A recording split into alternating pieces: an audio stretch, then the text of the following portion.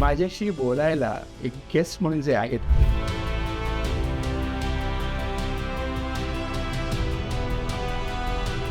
Doctor Bhushan शुक्ल.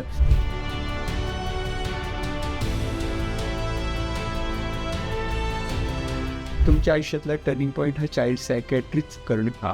पहिला patient मी बघितला आयुष्यात. तुम्ही त्याला जर कुठलीही तारीख सांगितली तर तो त्याचा वार सांगू शकायचा. आयुष्यातला जो पहिला पेशंट बघितला तो ऑटिझम असलेला, आणि मी इव्हेंच्युअली चाइल्ड सायकॅट्रिस्ट झालो. तिकडची सायकॅट्री आणि भारतातली सायकॅट्री, पुण्यातली सायकॅट्री, सिस्टीम आणि समाज यावर सायकॅट्रिस्टचा खूप पोत बदलतो. डॉक्टर पेशंट बेबनाव जो आपल्याला दिसतो तो तिथे नाहीये, कारण त्यांना माहिती आहे की हे सगळे पगारी नोकर आहेत. चाइल्ड सायकॅट्री विषयी तर खूपच समजापेक्षा व्यस्त मदत. एक सिनियर गव्हर्नमेंट सर्वंट त्यांच्या मुलीला घेऊन आले आणि त्यांनी विचारलं हे किती सेशनमध्ये बरं होईल. माझ्या अंदाजाने 6-8 महिने सहज लागतील. तर ते म्हणाले की मग 4 सेशनमध्ये जमवा. सिंगल पेरेंटिंगमध्ये आहे, तर त्यांना आपण काय सांगू शकतो? ही तुमच्या मुलांसाठी ॲक्च्युली सुवर्ण संधी आहे. म्हणजे हे संकट म्हणून जरी आलेलं असलं, कुठल्याही परिस्थितीतून आलेलं असलं तरी ही एक उत्तम संधी आहे चांगली माणसं एकत्र वाढण्याची. सगळी जबाबदारी ही पालकांचीच आहे, आणि मुलामध्ये काहीच नाही. लहान मूल हा ओला मातीचा गोळा आहे आणि पालक त्या मातीच्या गोळ्याला जो आकार देतील तो आकार त्याला येतो. मी नेहमी असं म्हणतो की हे ज्यांनी कोणी म्हटलंय ना त्याला बहुतेक मुलं नव्हती आणि त्यांनी कधी माती हातातही घेतलेली नाहीये. तुम्ही माळी आहात, दुसऱ्याच्या बंगल्यामध्ये काम करता आहात आणि तुम्हाला कोणीतरी बियांची एक पुरचुंडी दिलेली आहे, आणि पुन्हा तुम्ही कितीही जबरदस्त माळी असलात तरी तुम्ही आंब्याच्या झाडाला पेरू आणू शकत नाही.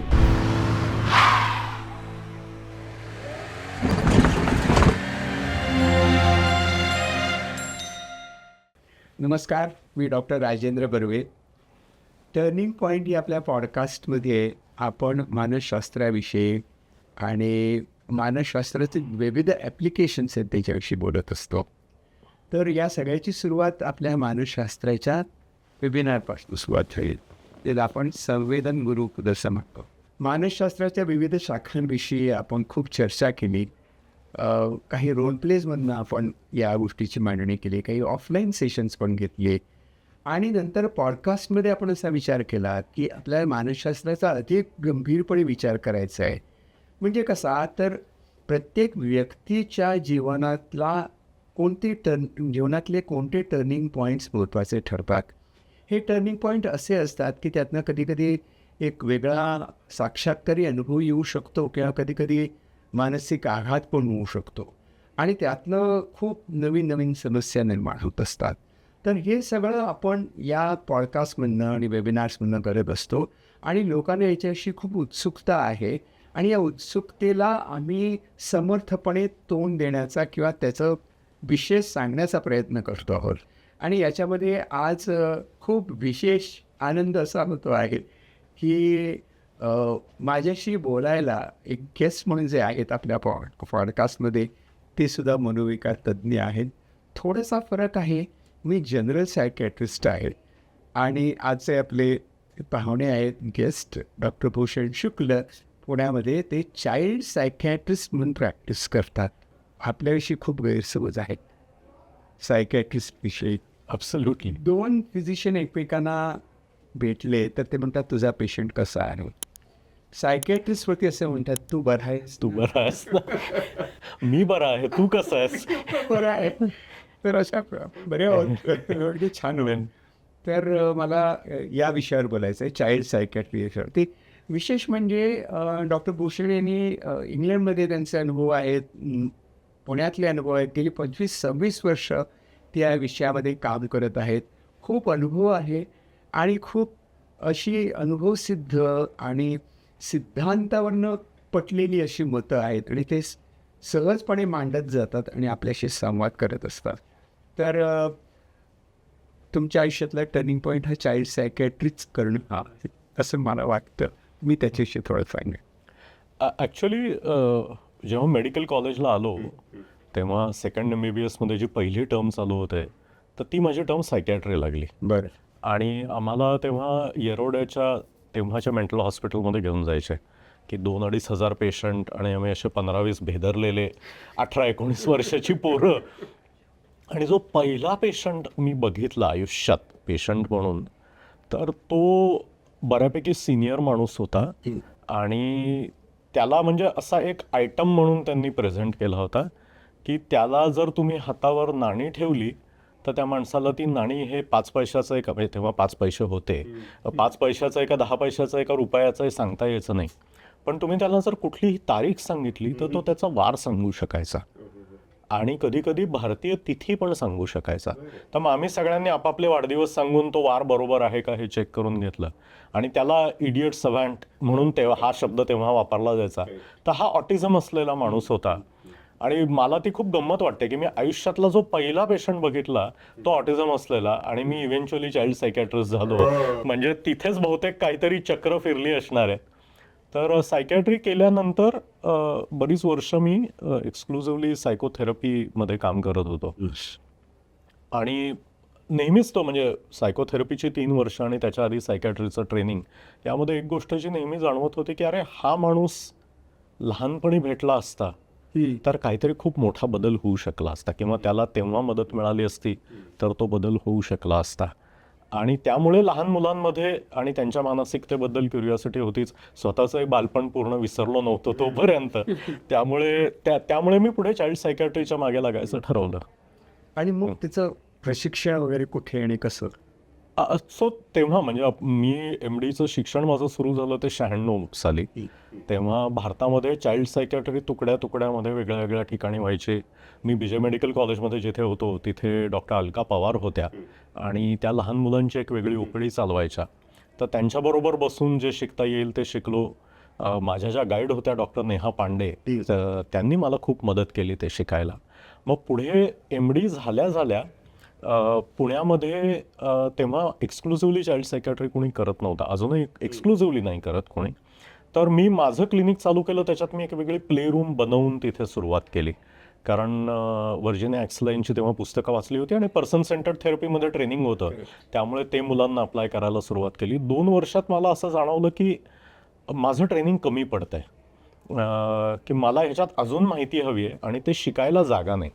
तेव्हा भारतामध्ये फक्त निमॅन्समध्ये 3-3 महिन्याच्या अटॅचमेंट मिळायच्या. तेव्हा फेलोशिप हाही शब्द नव्हता आणि माझ्या हे लक्षात आलं की मला 3 महिने नाही पुरणार आहेत, मला ह्याच्याबद्दल खूप जास्त प्रश्न आहेत. मग डॉक्टर सौमित्र पाठारे आणि डॉक्टर दिनेश भुगरा, जे पुढे रॉयल कॉलेज ऑफ सायकॅट्रिस्टचे तेव्हा डीन होते, नंतर ते प्रेसिडेंट झाले, त्यांनी मला इंग्लंडला जायला मदत केली आणि मग मी 4 वर्ष इंग्लंडमध्ये होतो आणि तिथे मला चाइल्ड सायकॅट्रीचं मनसोक्त शिक्षण घ्यायला मिळालं. मग त्यानंतर मी 2008 साली भारतात परत आलो, कारण परत यायच्याच उद्देशाने गेलेलो होतो. परत आलो आणि तेव्हापासून आता चाइल्ड सायकॅट्रीचीच प्रॅक्टिस करतो आहे. असा तो प्रवास आहे. तिकडची सायकॅट्री आणि भारतातली सायकॅट्री, पुण्यातली सायकॅट्री, सदाशिव पेठेतली सायकॅट्री आणखीन काय वेगळं असू शकेल असं मला वाटतंय. पण डायग्नोस्टिक कॅटेगरीज सेम असतील, पण प्रेझेंटेशनमध्ये खूप फरक असेल असं वाटतंय. आय थिंक सिस्टीम आणि समाज, म्हणजे तुमची हेल्थकेअर सिस्टीम कशी आहे आणि तुमचा समाज कसा आहे यावर सायकॅट्रीचा खूप पोत बदलतो. म्हणजे अगदी वेगळं दिसावं इतकं ते वेगळं होऊन बसतं की त्यांची जी सिस्टीम आहे तिथे 100% सर्व लोकांना फ्री हेल्थकेअर आहे आणि ती सर्व सरकार देतं आणि त्यामुळे तुम्ही लाईनीत उभे राहता. आणि आपल्याकडे जसं कोणाला वाटलं की नाही मला डॉक्टर शुक्लांना भेटायचं आहे तर तो माणूस डायरेक्ट मला अपॉइंटमेंट घेऊन भेटू शकतो, असं त्या देशात होत नाही. तुम्हाला आधी तुमच्या GPला भेटावं लागतं, GPला योग्य वाटलं तर तो रेफर करतो, मग ते रेफरल लेटर टीममध्ये वाचलं जातं, मग हे योग्य आहे का नाही ठरवलं जातं. असं गेट किपिंग भरपूर असतं. नुसते पैसे फेका आणि तमाशा बघा अशी काही तिथे सोय नाही आहे. त्यामुळे आणि पुन्हा हे सर्व फ्री आहे, त्यामुळे त्यांचा थ्रेशोल्ड हा खूप वरती आहे की आपल्याकडे डॉक्टर मला कसं होतंय गेले काही दिवस म्हणून जसं माणूस डायरेक्ट सायकॅट्रिस्टकडे जाऊ शकतो, तशी तिथे परिस्थिती अशी की काहीतरी खूप सिरियस झाल्याशिवाय तुम्ही सायकॅट्रिस्टपर्यंत पोहोचूच शकत नाही.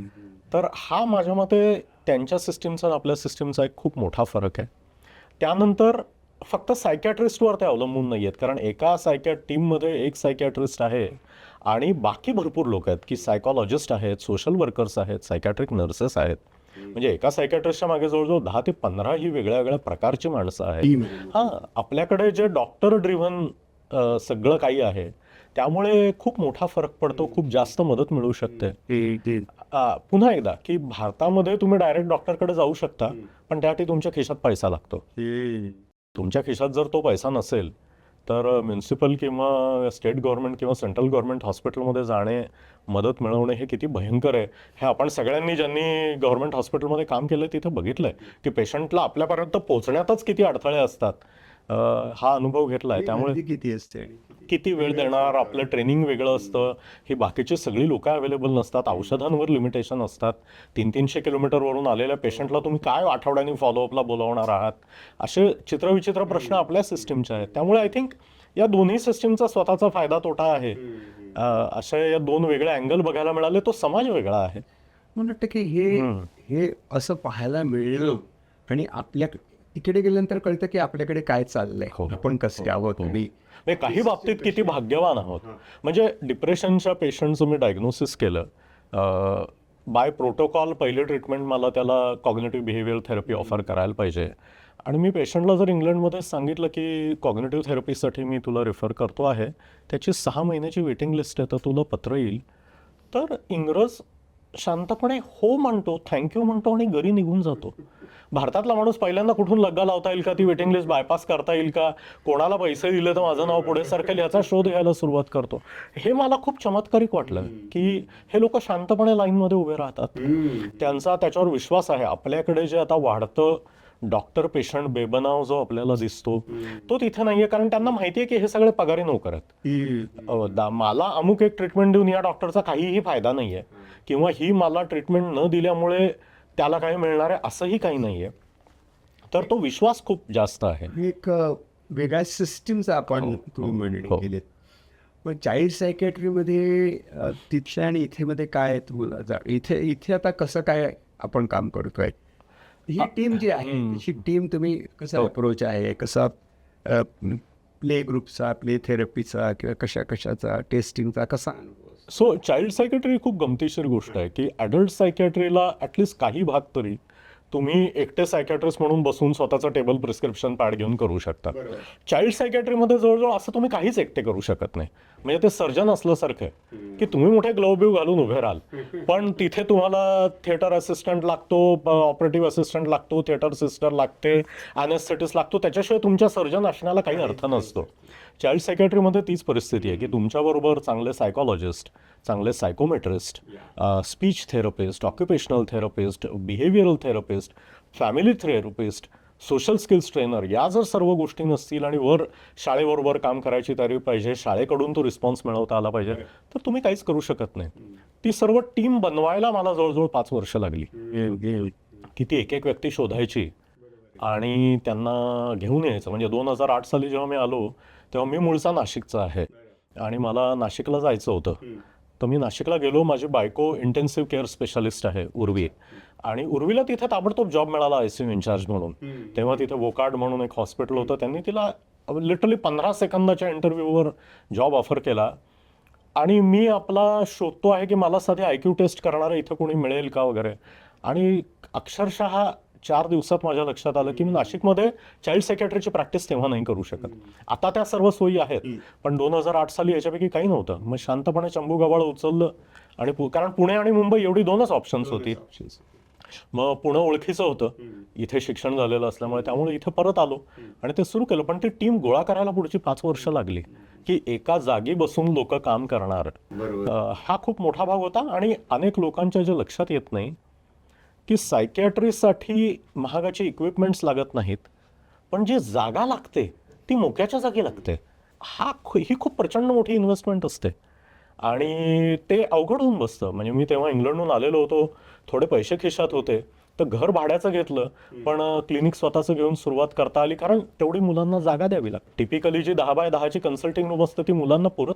पण हा ही जी व्यथा म्हणून व्यथा आणि कथा मांडली, याची अजून लोकांना कल्पना नाहीये ना. समोर मी प्रॅक्टिस थोडी करतो, चाइल्ड येतात त्याला मी चाइल्ड सायकॅट्री प्रॅक्टिस करतो, याच्याशी बोलायला सांगा असं का बरं. त्याला एकदा तुम्ही सांगा. मग ती टिपिकल सोनाराने कान टोचले. म्हटलं माझं नाव आता मी डॉक्टर बर्वे कान टोचले खेळ. तर मी मुळात चाइल्ड सायकॅट्री, सगळ्या सायकॅट्रीविषयी, पण चाइल्ड सायकॅट्रीविषयी तर खूपच समजापेक्षा व्यस्त मदत. आणि त्याच्यामध्ये आपले चित्रपट, नाटकं त्याला भरपूर त्याच्यात. तर हे कसं काय तोडायचं आपण असं वाटतं? ते जे मॉडेल आहे की लहानपणी परिकथा सगळ्यांनी वाचलेल्या आहेत की एक कुठेतरी राक्षस असतो आणि त्या राक्षसाचा जीव कुठल्या तरी पोपटामध्ये असतो आणि आपण ते 7 डोंगर आणि 7 दऱ्या ओलांडून जायचं आणि त्या पोपटाचा गळा मुरगळला की इकडे राक्षस मरतो.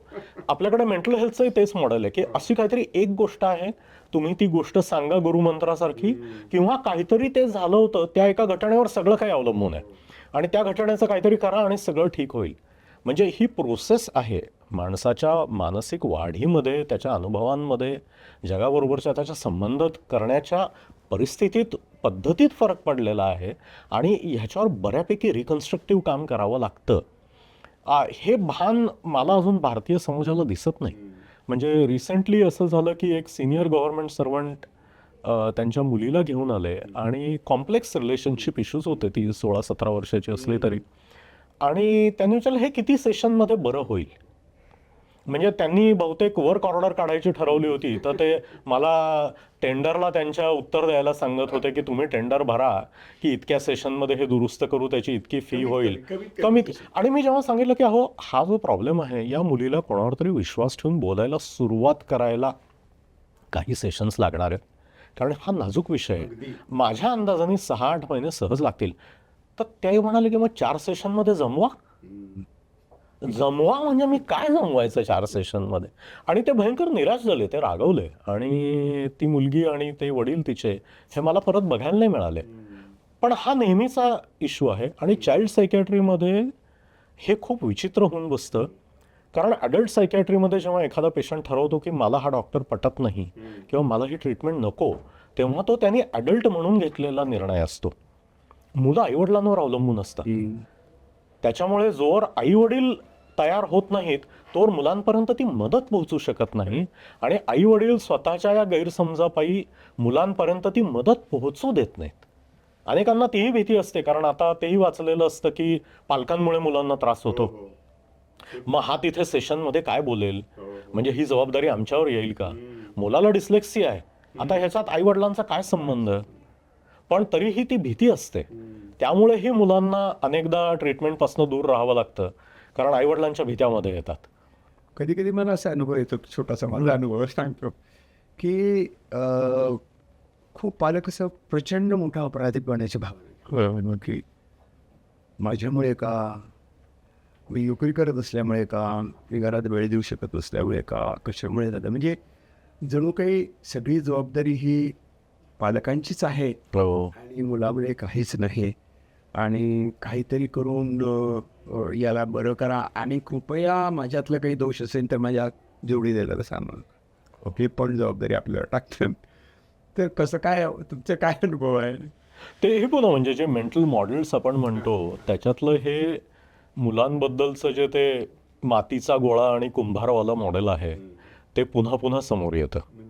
म्हणजे बरेचदा आय थिंक सर्वच भारतीय भाषांमध्ये त्याचे काहीतरी इक्विव्हॅलंट्स असले पाहिजे की लहान मूल हा ओला मातीचा गोळा आहे आणि पालक त्या मातीच्या गोळ्याला जो आकार देतील तो आकार त्याला येतो.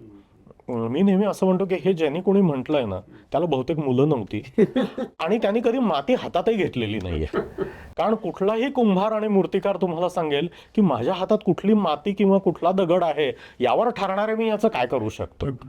म्हणजे समुद्रकाठची वाळू जर त्याला 2 पोते जरी दिली तरी तो त्याच्यातनं एवढाही कप बनवू शकणार नाहीये. तर मूल स्वतःचं काहीतरी घेऊन जन्माला येत आहे. त्याच्यामुळे मी बरेचदा ही सिमिली वापरतो की तुम्ही माळी आहात, दुसऱ्याच्या बंगल्यामध्ये काम करता आहात आणि तुम्हाला कोणीतरी बियांची एक पुरचुंडी दिलेली आहे ज्याच्यावर काही लेबल्स लावलेले नाही आहेत. हे कशाचं बी आहे हेही तुम्हाला माहिती नाही आहे आणि ह्याची मशागत करून काहीतरी चांगलं गार्डन तुम्हाला बनवायचं आहे. आता जर तुम्हाला बचकभर निवडुंगाच्याच बिया दिल्या असतील किंवा मिक्स्ड बिया दिल्या असतील तर हे बी काय आहे, ह्याचं काय होऊ शकतं हे समजायला सुद्धा तुम्हाला वेळ लागणार आहे. आणि पुन्हा तुम्ही कितीही जबरदस्त माळी असलात तरी तुम्ही आंब्याच्या झाडाला पेरू आणू शकत नाहीत. त्यामुळे हे जे काहीतरी भयंकर जबाबदारी आईवडिलांवर टाकलेली आहे आणि पुन्हा त्याच्याबरोबर जातो अमेरिकन थॉट की you can be anything that you want. No you can't be. नाही, मला जिराफ व्हायचंय, मला होता येईल का? नाही होता येणार आहे. मला सचिन तेंडुलकर व्हायचंय, होता येईल का? नाही होता येणार आहे. त्याच्यासाठी काहीतरी नैसर्गिक गुण असावे लागतात आणि मग ती पालकांवर जबाबदारी टाकायची. हे मला खूप भयंकर वाटतं सगळं. मला वाटतं की मी सचिन तेंडुलकरला उदाहरण मी पण देतो की सचिन तेंडुलकरला कुठे माहिती होतं की मी सचिन तेंडुलकर आहे? एक्झॅक्टली. डिस्कवर केलं ना. म्हणजे आता त्या टेम्पलेटवर सगळ्यांना काहीतरी बनवायचं आहे, पण त्याला कुठे माहिती होतं? आईने सांगितलं नाही तुला सचिन तेंडुलकर व्हायचं. तर मग अशी ही एक म्हणजे पालकत्वाची ही एक जबाबदारी आहे. आणि आईबाप होणं सोपं असतं पण पालक होणं कठीण असतं आपण म्हणतो. ती समज येत नाही आहे. त्याच्यामुळे चाइल्ड सायकॅट्रीमध्ये जितकं आपण काम करू शकतो हो. तितकं करू शकत नाही असं वाटतंय काय या बाबतीत? आहे ना, तो डेफिनेटली खूप मोठा भाग आहे. कारण आत्ताची मुलांचे जे पालक आहेत, म्हणजे जे साधारण वय वर्ष 30 पासून 40-45 पर्यंतचे जे आहेत, त्यांचा सगळ्यांचा, त्यांच्यातल्या अनेक जणांचा स्वतःच्या आईवडिलांवर राग आहे. त्यांना असं वाटतं की आम्हाला थोडं जर वेगळं वाढवलं असतं तर आम्ही कोण होऊ शकलो असतो. हे सगळे शाळेत क्रिकेट खेळणारे, शाळेत काहीतरी कला असलेले, पण engineering, medical, chartered accountancy, law, काय लिगल फर्म ह्याच्यात नोकरी धंदा करणारी माणसं आहेत. आणि सर्व नोकरी करणाऱ्या माणसांना असं वाटतं की मला काहीतरी मोठं शक्य होतं, पण आईवडिलांनी वेगळ्या प्रकारे वाढवलं आणि त्यामुळे आमची ती संधी गेली. मला असं वाटतं की हा प्रत्येक जनरेशनचा आईवडिलांवर आक्षेप असतो आणि त्यामुळे त्यांना वाटतं की आम्ही पालक म्हणून काहीतरी वेगळं करणार आहोत. आणि म्हणून नाही, तुम्ही पालक म्हणून काही वेगळ्या गोष्टी करण्याची गरज आहे, पण ह्याचा अर्थ तुम्हाला 3 मुलं झाली तर त्यातला एक रोहित शर्मा, एक विराट कोहली आणि एक सचिन तेंडुलकर होणार आहे, ही जी महत्वाकांक्षा आहे, ही ह्याला खरं काही सरळ साधा चांगला गोड शब्द नाही, हा मूर्खपणा आहे. स्वतःकडनं ही अपेक्षा बाळगणं, स्वतःच्या पार्टनरकडनं ही अपेक्षा बाळगणं, स्वतःच्या मुलांकडून ही अपेक्षा बाळगणं आणि समाजाकडूनही ही अपेक्षा बाळगणं, म्हणजे तुम्ही भिंतीवर डोकं आपटत आहात, भिंतीला काहीही होणार नाहीये, तुमचं डोकं फुटणार आहे. ही खूप विचित्र जबाबदारी घेऊन पालक जगतायत आणि मला त्याची खूप काळजी वाटते. त्यामुळे ते दुःखी होतात. ते दुःखी होतात, त्यांचं मुलांबरोबरचं नातं वेडवाकडं ताणलं जातं आणि मग पुन्हा ही मुलं म्हणतील की आमच्या आईवडिलांनी वालं गणित परत एकदा चालू राहील. यातला एक महत्त्वाचा मुद्दा येतो आणि तो रिअलिस्टिक आहे. म्हणजे असा की खरोखरच पालकांना वेळ नाही आहे, मुलांना पण वेळ नाही आहे. तर नेहमी पालकांना असं सांगतात की स्पेंड क्वालिटी टाईम त्याच्या आहे. तर क्वालिटी टाईम म्हणजे काय असा त्यांचा सरळ प्रश्न येतो. म्हणजे की वेळ मर्यादित आहे, मग त्यातला क्वालिटी कशी आणायची. तर व्हॉट इज क्वालिटी टाईम हे पालकांना समजत नाही, उमजत नाही. तर कसं काय त्यांना आपण सांगावं? आय थिंक पहिली गोष्ट म्हणजे पालकांना या जबाबदारीतनं मुक्त करायला पाहिजे की आत्ताच्या जनरेशनच्या पालकांकडे वेळ नसतो, जसं काही आधीच्या जनरेशनच्या पालकांकडे खूप वेळ होता.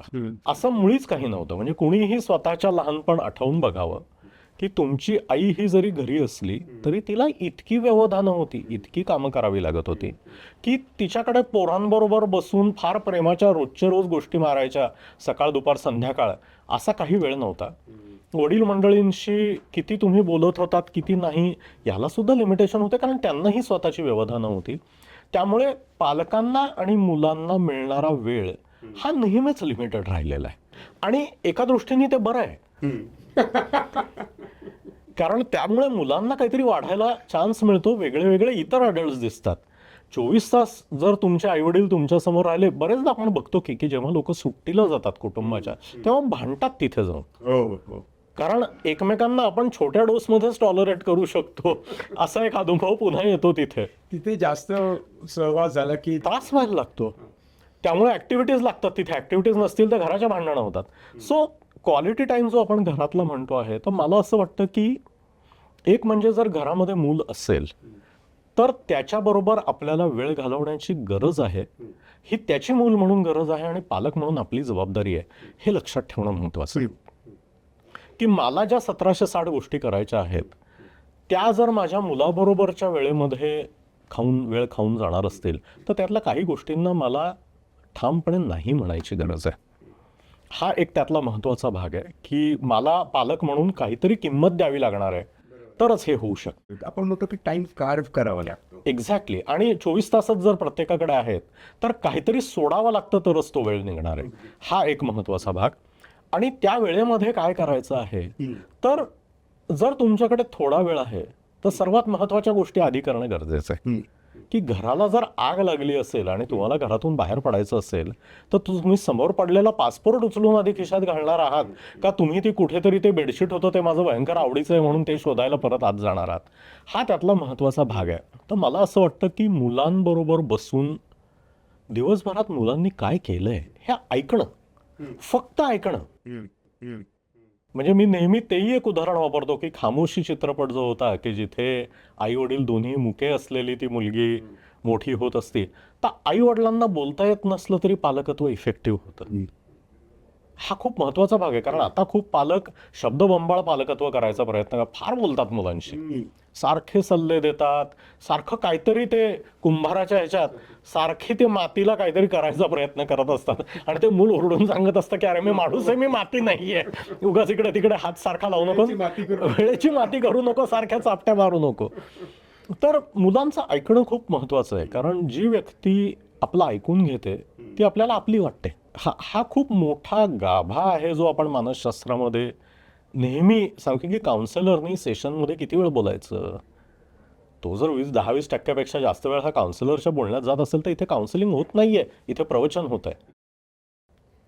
तर ते शांतपणे ऐकण्यापासून सुरुवात करावी लागेल. मुलांना ज्या गोष्टी आवडतात त्या त्यांच्याबरोबर करणं गरजेचं आहे आणि आपल्या दैनंदिन कार्यक्रमात मुलांना बरोबर घेणं गरजेचं आहे की तो आपोआप क्वालिटी टाइम होतो. की आई वडील काहीतरी काम करतायत, घरचंच काम करत आहेत, तर त्याच्यात मुलांनी त्यांची मदत करणे. म्हणजे वडील जर फॅन पुसत असतील तर मुलांनी निदान त्याला 4 फडके आणून देणं अपेक्षित आहे, शिडी पकडणं अपेक्षित आहे. वडिलांनी शिडी पकडून मुलाला फॅन पुसू देणं गरजेचं आहे. हा क्वालिटी टाइम आहे. आपण म्हणू की एक सहभाग इन्व्हॉल्व्ह करणं प्रोसेसमध्ये. आयुष्य एकत्र जगणं गरजेचं आहे.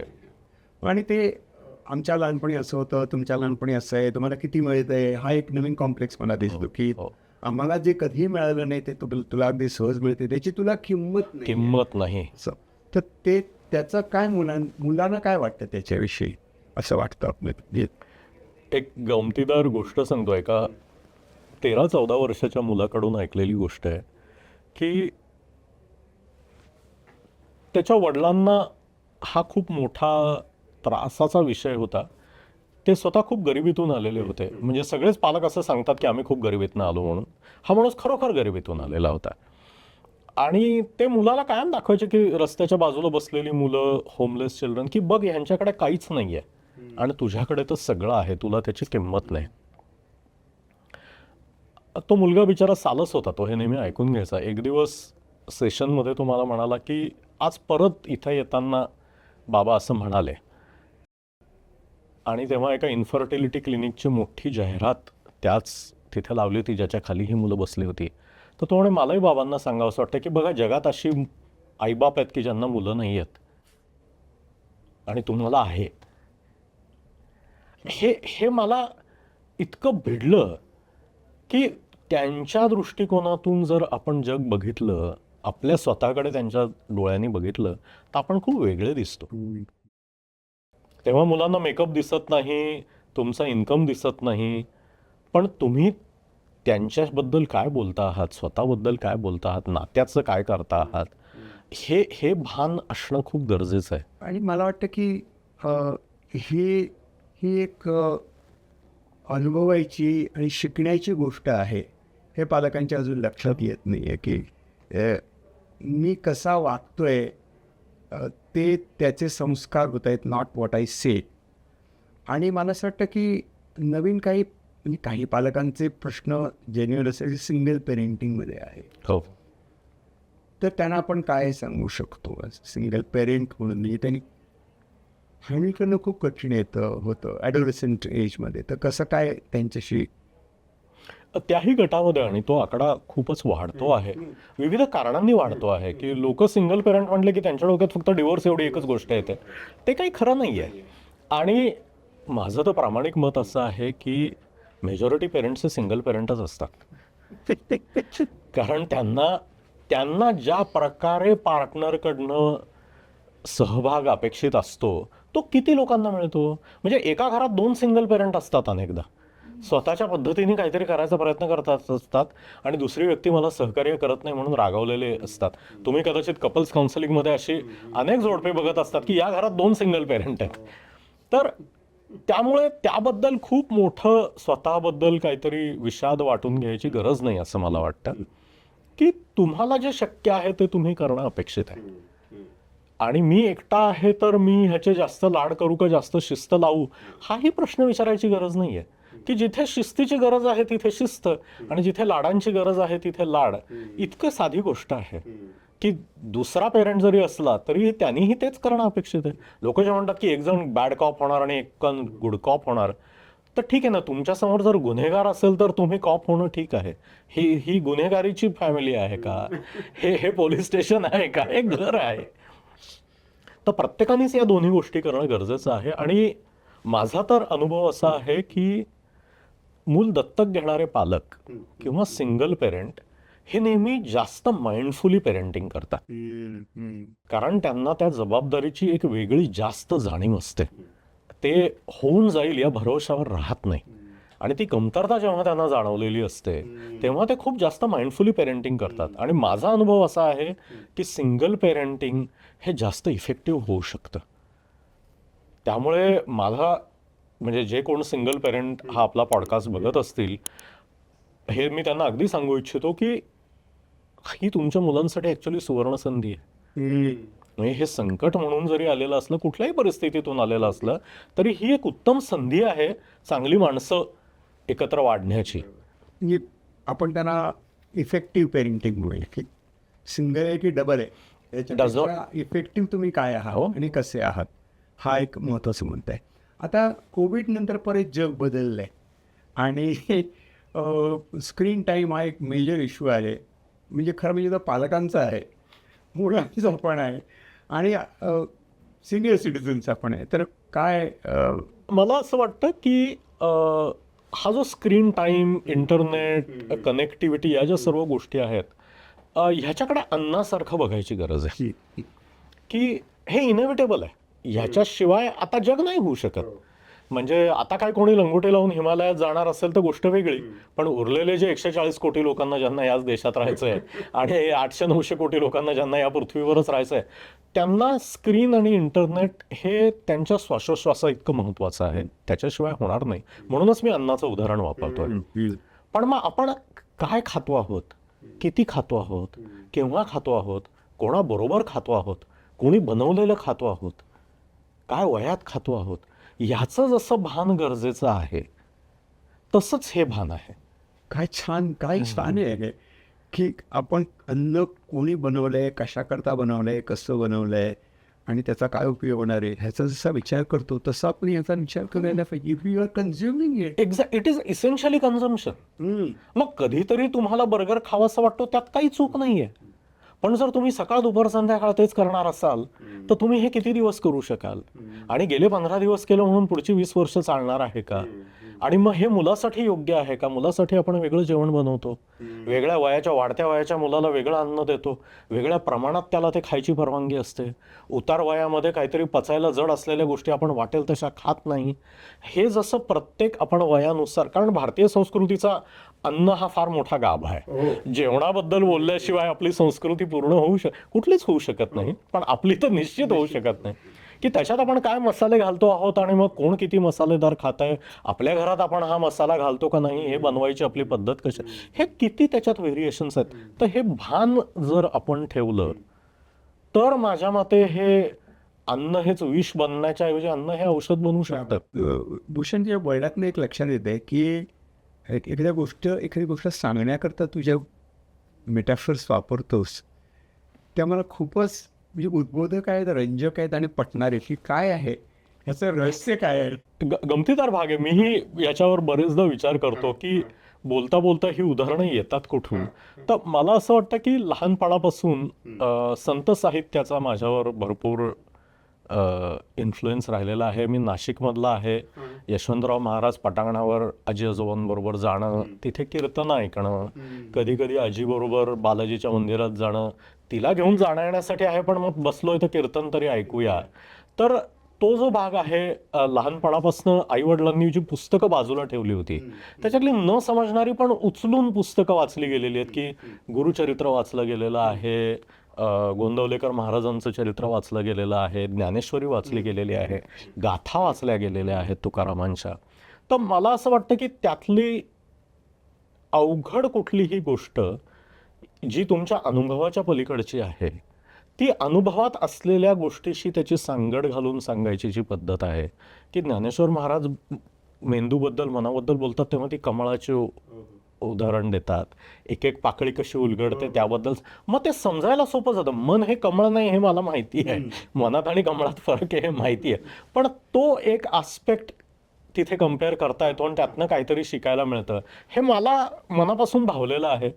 शिक्षक तशा प्रकारे शिकवायचे, भाषा शिकवणारे शिक्षक अशा प्रकारे शिकवायचे, विज्ञान शिकवणारे शिक्षक अशा प्रकारे शिकवायचे. तर ती मला बहुतेक ती आता इनग्रेन झालेली भाषा आहे की इतक्या सर्व लोकांचं जेनेटिक्स माझ्या डोक्यात आहे. खरंच या गोष्टीचं कौतुक वाटतं की कठीण विषय पालकत्वासारखा जो 4-5 भिंतीवर लिहिलेल्या वचनाप्रमाणे सांगता येतो, तो इतक्या छान पद्धतीने सांगितल्यानंतर लोकांच्यापर्यंत पोहोचतो. काय वाटतं त्या? लोकांकडनं खूप अगदी म्हणजे मला असं वाटतं की जेव्हापासून मी ते पालकत्वाबद्दल बोलायला सुरुवात केली आहे, मला लोकांकडनं खूप चांगला फीडबॅक मिळालेला आहे. म्हणजे दर रविवारी मी एक छोटा 10 मिनिटाचा व्हिडिओ माझ्या चॅनलवर टाकतो. पेरेंट अकॅडमी इंडिया म्हणून आहे, ते मराठी चॅनल आहे, नाव इंग्रजी असलं तरी मराठी व्हिडिओ मी फक्त त्याच्यावर टाकतो. आणि अनेक लोक म्हणतात की आम्ही दर रविवारी त्या व्हिडिओची वाट बघत असतो. तर खूप छान वाटतं, जबाबदारी वाढते की जर कुणीतरी रविवार सकाळचे 10 मिनिट मला देणार असेल की ज्यांच्या खरंच आयुष्यात वेळ त्यांच्या हातात सुट्टा कमी आहे, तर ही माझी जबाबदारी आहे की त्याच्यात त्यांना काहीतरी कामाचं मिळालं पाहिजे. तर त्यामुळे ती जबाबदारी वाटते आणि आनंद पण आहे की अनेक लोक सांगतात की आम्हाला याचा उपयोग होतो. प्रश्न सुटतात का यांनी? आता मला नाही वाटत प्रश्न सुटतात. टायफॉइड बद्दलची माहिती घेऊन टायफॉइड कोणाचा बरा झालेला नाहीये, पण हा टायफॉइड आहे हा या कारणाने होऊ शकतो. मला आत्ता झालेला नसेल तर मी निदान पाणी गाळून पिईल आणि इथे तिथे नळाला तोंड लावणार नाही, एवढं जरी भान आलं, किंवा कोणाला टायफॉइड झालेला असेल तर मी त्याला पटकन त्याचं काय करायचं हे जर मला कळलं, तर आय थिंक ती उपयुक्त गोष्ट आहे.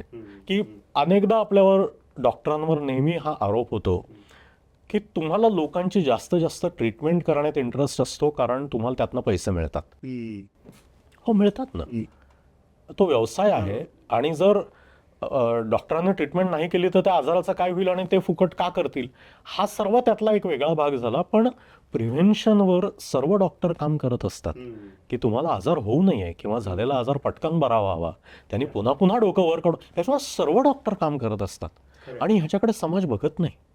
मला ह्याच्याबद्दल मला फार वाईट वाटतं की जेव्हा तुम्हाला कार्डिओलॉजिस्ट सांगतो की अहो तुम्हाला वजन कमी करायची गरज आहे, तेव्हा लोकांना तेव्हा तो फक्त कार्डिओलॉजी आणि बायपास आणि स्टॅटिन्स दिसत असतात. ही गोष्ट ते ऐकत नाहीत सांगत असताना. आपण ज्या गोष्टी सांगतो लोकांना, तिथे लोकांना फक्त प्रिस्क्रिप्शन दिसतं.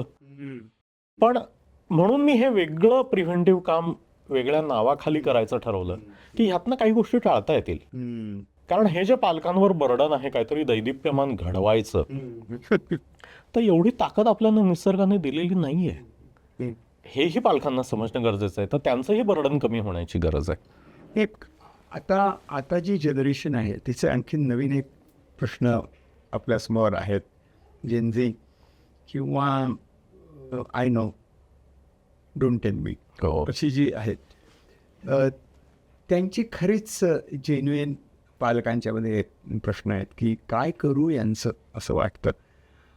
14-15 वर्षाची मुलगी प्रेमात पडते, घरातून पळून जाते, असे गटानं खूप भरत असतात. त्यावेळेला हा प्रश्न आपण कसा काय सायकॅट्रिस्ट सोडवू शकतो आणि काय अप्रोच काय करू शकतो? आहेत ना सर, अशा प्रकारच्या सुपाऱ्या घेऊन येणारे अनेक पालक असतात की माझा मुलगा किंवा मुलगी प्रेमात पडलेले आहेत आणि समहाव ते चाक तुम्ही उलटं फिरवून द्या.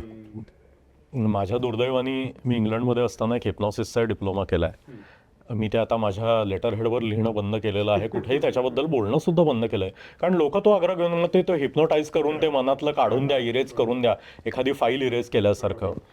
तर मला नेहमी असं वाटतं की 2 जनरेशन पूर्वीपर्यंत 14-15 वर्षी लोकांची लग्न होत होती. खरं. अख्ख्या महाराष्ट्राचं दैवत असलेले शिवाजी महाराज आणि ज्ञानेश्वर महाराज यांनी 15व्या आणि 16व्या वर्षी कमालीचा पराक्रम केलेला आहे आणि तेवढ्याच वयाच्या लोकांना बरोबर घेऊन केलेला आहे. हो. गेल्या 100 वर्षामध्ये ते नोकरीचं आणि शिक्षणाचं वय जे वाढत गेलेलं आहे, बायोलॉजी त्याच्यासाठी थांबलेली नाही आहे. ती तर उलट्या दिशेने चालली आहे. आता तर 9-10 वर्षाच्या मुलींना पाळी येते. तर ही जी त्यामुळे ज्या नैसर्गिक गोष्टी घडायच्या त्या घडणार आहेत. तुमचं हे करायचं वय नाही, हे वाक्य तुम्ही किती वर्ष वापरणार आहात? आणि जर मुलांनी विचारलं की मग एक्झॅक्टली कुठल्या वयात हे करायचं, तर त्याला काय उत्तर द्यायचं? आणि त्यांनी किती वेळ वाट बघायची? तर मला वाटतं की या ज्या नैसर्गिक उर्मी आहेत, या दाबण्यापेक्षा ज्याला क्रिकेटच्या भाषेत प्लेइंग अलॉंग द स्पिन म्हणतात, की विकेट टिकवायची आपल्याला, दरवेळी 6 मारायची गरज नाहीये. तर अलॉंग द स्पिन खेळायला काही हरकत नाही. आणि पुन्हा एकदा म्हणजे कदाचित लोकांना ऐकून ऐकून कंटाळेल की ऐकून तर घ्या ते काय म्हणतात.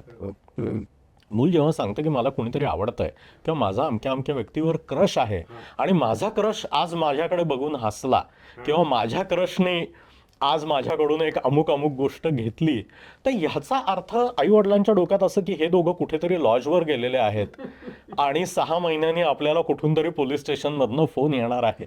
इतक्या भयंकर लेव्हलपर्यंत ते जात नाही. माणूस आहे, माणसाशी कनेक्ट व्हायची उर्मी आहे, ती कुठे थांबणार आहे? मग तुम्ही जर त्याच्यात सहभागी झालात तर तुम्हाला त्याची कदाचित थोडी माहिती मिळेल, कदाचित स्वतःबद्दलही काही 4 चांगल्या गोष्टी कळतील आणि आपल्या मुलाला इतक्या उत्कटपणे मुलाला किंवा मुलीला प्रेम जाणवतंय किंवा व्यक्त करता येतंय, ही खरं पालकत्वाला शाबासकी मिळणारी गोष्ट आहे. मला असं वाटतं की पालकांना एका गोष्टीची सवय लागली असं कॅटास्ट्रॉफाईज हो, की प्रत्येक गोष्टीचा वेगळाच अर्थ काढून घ्यायचा आणि त्याच्याविषयी बोलायचं. आत्ता काय घडतंय त्याच्याविषयी बोलूच शकत नाहीत ते, कारण बोलताही येत नाही आहे. तर स्वीकारणं पालकत्व हे एक महत्त्वाचं आहे. म्हणून अशी एक ट्रेंड दिसते की आम्हाला मुलंच नाही पडत. तर ते पण एक काळजीचं कारण असं वाटतं की पण पुन्हा हे जगभर घडत आहे ना, की जो देश जितका जास्त प्रगत होतो आहे तिथे मुलं होण्याची संख्या कमी होती आणि याचा सर्व दोष जो आहे तो आपल्याला आधुनिक वैद्यकाला आणि इंडस्ट्रीलाच द्यावा लागेल. की पूर्वी जेव्हा तुमची 10 पैकी 4 पोरच मरून जात होती आणि उरलेल्यातली 2च जेमतेम मोठी होत होती, तेव्हाच्या गोष्ट आणि आताची गोष्ट याच्यात खूप फरक पडलाय. आता आया वाचता आहेत, मुलं वाचता आहेत, व्यवस्थित मोठी होता आहेत आणि त्याच्यामुळे उलट्या काळज्या चालू झाल्यात की या मुलासाठी मला पुढे किती पैसे ठेवावे लागतील, इथून काळज्या कराव्या लागतात. तर एका दृष्टीने आपण चांगल्या ठिकाणी आहोत, पण त्याचे वेगळे त्रासही आहेत.